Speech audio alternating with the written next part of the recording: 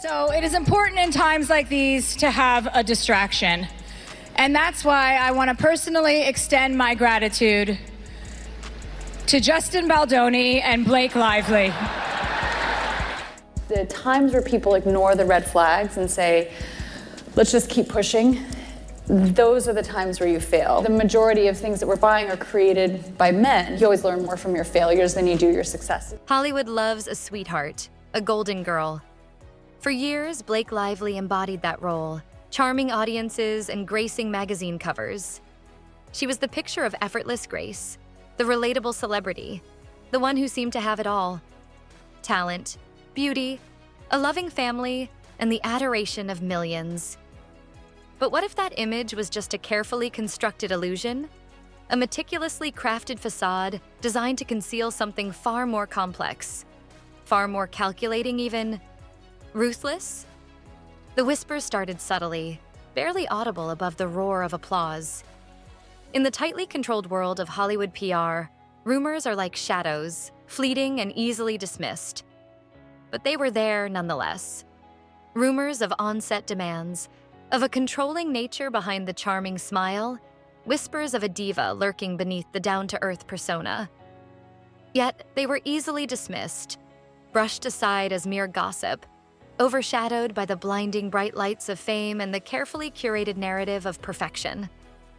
Blake was untouchable, seemingly immune to criticism, a star destined for even greater heights, a fixture in the Hollywood firmament. Or so it seemed to the casual observer, to the millions who bought into the fairy tale. He told us that Justin Baldoni claims she tried to take over his movie because she has a history of saying, okay, I'll be the star, but what I secretly want to do is direct it and edit it and produce it.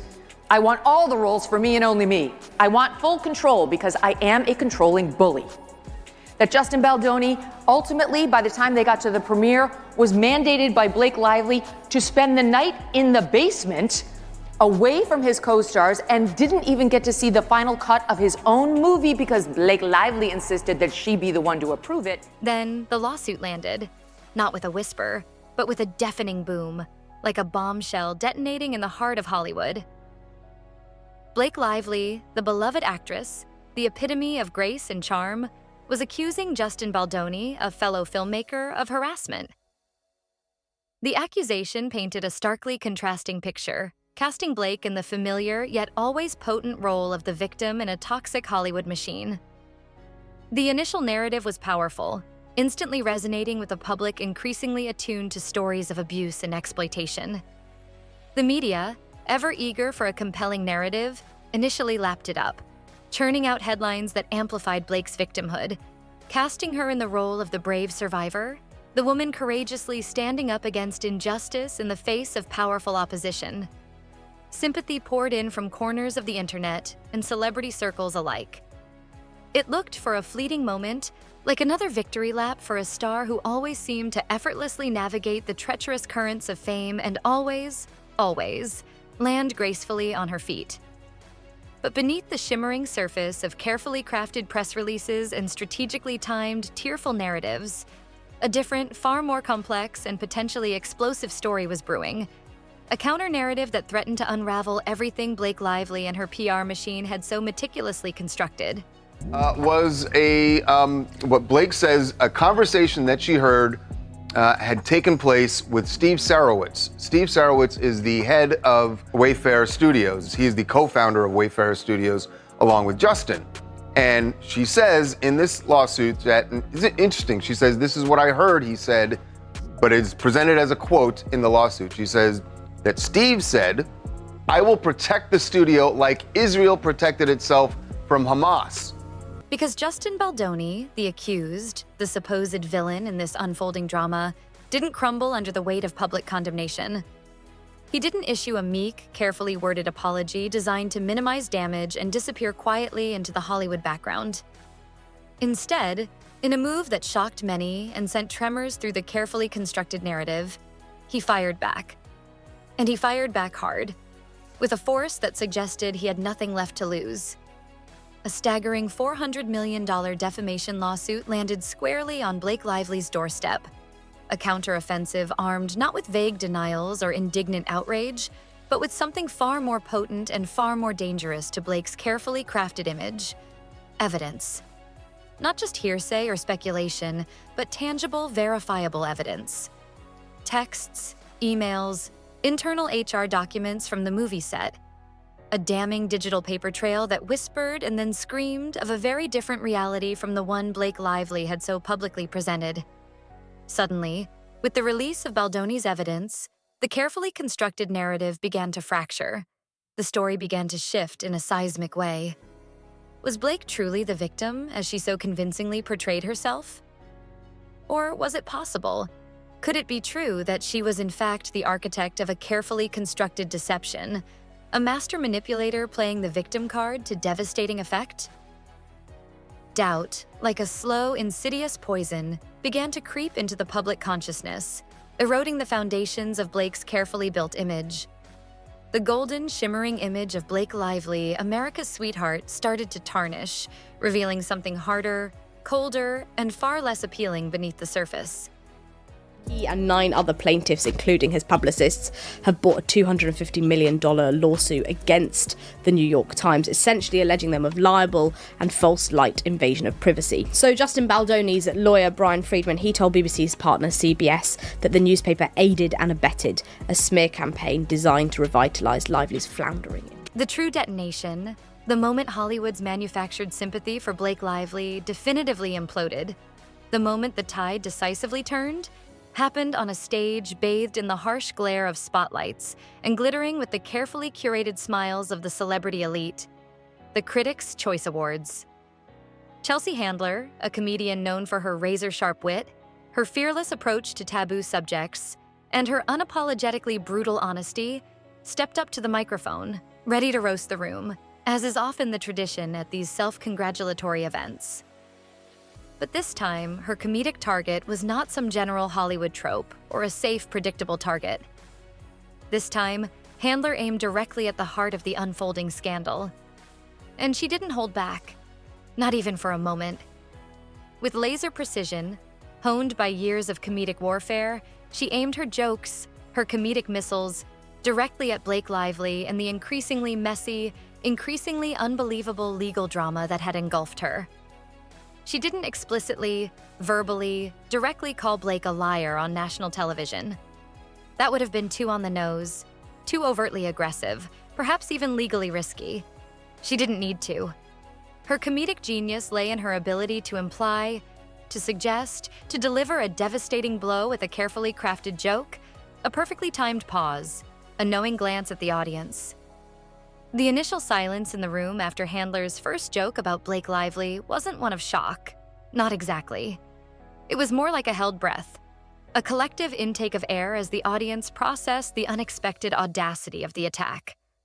But that silence was quickly and decisively replaced by something far more telling, far more damning for Blake Lively's public image. Uproarious laughter. Not polite, obligatory chuckles. The kind you hear at awards shows even for mediocre jokes. This was genuine, unrestrained amusement. The kind of laughter that bubbles up from a place of shared understanding, shared cynicism, shared relief at the unspoken truth finally being voiced in a public forum. Hollywood wasn't uncomfortable. They weren't cringing, they were entertained, thoroughly and completely. They weren't rallying to defend Blake, to leap to her defense and condemn Handler's perceived cruelty. Instead, they were reveling in the unfolding spectacle, delighting in the public takedown of a narrative they had, perhaps secretly, come to doubt. It was a public shunning, a collective exhale of an entire industry, a powerful, unspoken signal that Hollywood was collectively tired of Blake Lively's carefully constructed sob story, tired of pretending to believe a narrative that increasingly felt hollow and false. That she became uncomfortable with Justin Baldoni yesterday while she was filming. She states that Mr. Baldoni put his bare hands on her backside and said that he was trying to help her with her posture. Complainant immediately voiced her displeasure with being touched on an intimate part of her body, and Mr. Baldoni responded with, "It's fine, I'm totally hot for my wife," in a dismissive tone. In the notoriously icy winds of Hollywood scandal, where careers can be made and broken in a news cycle, loyalty is a notoriously fragile and fickle thing, often dictated by PR strategy, by damage control, and by self-preservation, rather than genuine, heartfelt friendship or unwavering moral conviction.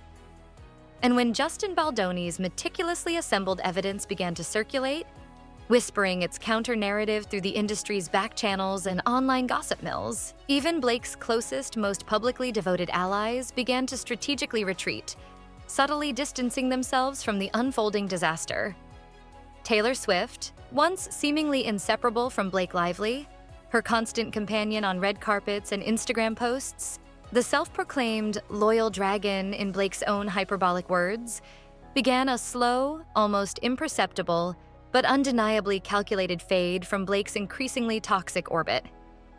Initial, almost obligatory, and likely PR-advised shows of support, a carefully liked social media post here, a vague, ambiguous comment there, dwindled into an increasingly deafening silence. As the lawsuit intensified, as Baldoni's evidence mounted, and as the public tide began to turn against Blake, Swift, a brand-conscious, image-obsessed master strategist of the celebrity game, recognized the unmistakable signs of a sinking ship and made a swift, decisive, and undeniably strategic exit, prioritizing her own meticulously crafted and incredibly valuable brand over any lingering sense of loyalty to a friend who was rapidly becoming a liability. The message, though unspoken, was crystal clear to anyone who understood the ruthless calculus of Hollywood relationships. In the cutthroat world of fame and fortune, even the strongest, most publicly proclaimed friendships buckle and often break completely under the immense pressure and toxic fallout of a major reputation-damaging scandal. In Blake's first amended complaint, Blake changed what she alleges about what happened while filming the slow dance scene, now that the footage has been released for everyone to see. So what they're saying is, now that, Justin Baldoni shared the truth of what it looks like, they're no longer making the same claims.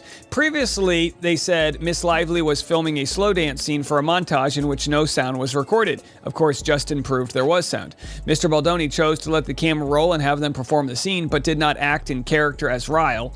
Instead, he spoke to Miss Lively out of character as himself. And then there's Ryan Reynolds, Blake Lively's husband, the ever-charming, perpetually witty, seemingly Teflon-coated golden boy of Hollywood. For years, he had cultivated an image of effortless, cool, relatable humor and unwavering likability, a persona that had insulated him from scandal and propelled him to the highest echelons of celebrity. But even Hollywood's most beloved golden boy, it turned out, wasn't entirely immune to the corrosive fallout of his wife's rapidly imploding scandal. Baldoni's staggering $400 million lawsuit didn't just target Blake, the primary accuser.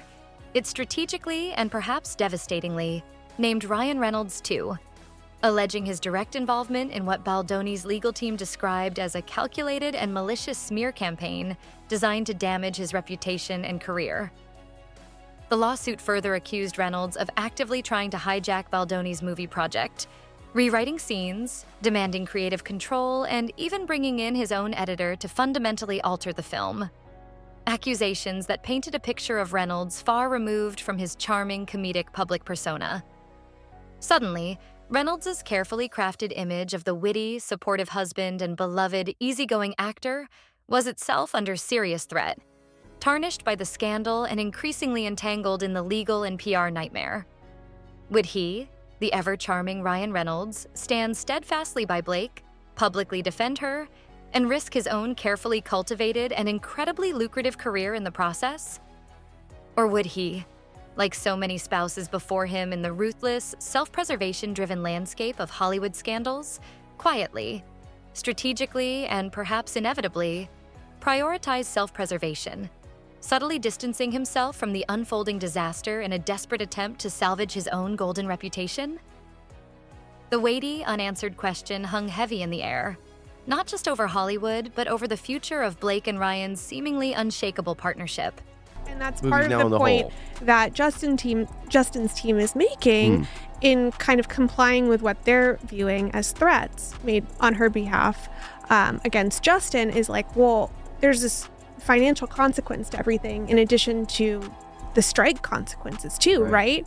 So they filmed May to June, then shut down for the strike, and then they were down until January. But I think that the strike lifted in November, but then she had all these return to work provisions. The whispers, once subtle and easily ignored, are now growing louder, morphing into a deafening chorus of comparisons that Blake Lively's increasingly desperate PR team must dread with every fiber of their being. Blake Lively, the next Amber Heard. Amber Heard 2.0. The chilling parallels, the increasingly undeniable similarities between the two unfolding Hollywood scandals are becoming impossible to ignore. The famous glamorous actress claiming victimhood, portraying herself as a survivor of abuse and harassment. The shocking, sensational accusations leveled against a male counterpart. The emergence of compelling counter-evidence that directly contradicts the actress's narrative. The subsequent and often brutal public backlash as the narrative shifts and public opinion turns decisively against the accuser. And now, looming ominously on the horizon, the specter of a high-profile, potentially career-ending trial in March 2026. Could this be the final act in the Blake Lively drama? The moment when Blake Lively's carefully constructed world, her golden girl image, her untouchable Hollywood status, crumbles completely, irrevocably into dust? Chelsea Handler's seemingly lighthearted jokes at the Critics' Choice Awards weren't just stand-up fodder, disposable comedic entertainment for a celebrity-filled room. They were, in retrospect, a cultural barometer, a highly sensitive signal that Hollywood, the ultimate arbiter of fame and fortune, had already rendered its devastating, unspoken verdict on Blake Lively's case. The laughter wasn't just at a joke, at a clever punchline. It was laughter at Blake Lively, laughter at her expense, laughter at the unraveling of her carefully cultivated reputation, the public, almost gleeful dismantling of a meticulously built and ultimately fragile persona. The Golden Girl, it seemed, might be fading, her shine dimming rapidly, replaced by a starker, less flattering, and far more unflattering reflection in the unforgiving, brutally honest mirror of Hollywood's collective and often merciless gaze. Asking for the gag order and explaining how he's talking too much. He's threatening to post stuff on public sites. So what I think is, this looks good for Baldoni, right? He's like, we want to make it all public. And sometimes lawyers can do this knowing that they can't actually do what they say they're going to do. The chilling silence that followed the uproarious laughter at the Critics' Choice Awards, the deafening absence of any public defense from Blake Lively's supposed allies, spoke volumes, conveying a message far more potent and far more damaging than any headline or critical review ever could. Hollywood, in its own uniquely brutal and unspoken way, had declared its collective position. Blake Lively's seemingly untouchable reign as America's sweetheart, the perpetually adored Golden Girl, the actress who could seemingly do no wrong may very well be definitively, irrevocably over. Her lawsuit, once perceived by some as a brave, necessary stand against Hollywood's darker side, now looks in retrospect like a spectacularly miscalculated gamble, a poorly conceived PR stunt that has not only backfired spectacularly, but has also detonated in slow motion her carefully constructed public image. Her closest friend, once her self-proclaimed loyal dragon, has strategically distanced herself, abandoning ship with remarkable speed and efficiency. Her husband's carefully cultivated image, once seemingly bulletproof, is now undeniably at risk, increasingly tarnished and entangled in the messy, toxic fallout. And the industry itself, the very machine that once elevated her to such dizzying heights, is now openly, publicly mocking her downfall, reveling in the spectacle of her unraveling. The final legal act is yet to play out in the sterile, unforgiving environment of a courtroom in March 2026, but in the far more powerful, far more influential court of public opinion, and more importantly, in the notoriously fickle, ruthlessly pragmatic heart of Hollywood. The verdict, it seems, is already decisively in. The sequel everyone in Hollywood is now whispering about. The one Chelsea Handler so pointedly alluded to with her no sequel joke. It's not in theaters, not on streaming services, not even in development. It's playing out in real time, in the unfolding, Increasingly dramatic, an undeniably tragic drama of Blake Lively's next move, her desperate attempts to salvage what remains of her shattered reputation. And Hollywood, the ultimate spectator sport, popcorn in hand, is watching with a mixture of morbid curiosity, thinly veiled schadenfreude, and a distinct lack of sympathy for the golden girl who perhaps finally flew too close to the sun.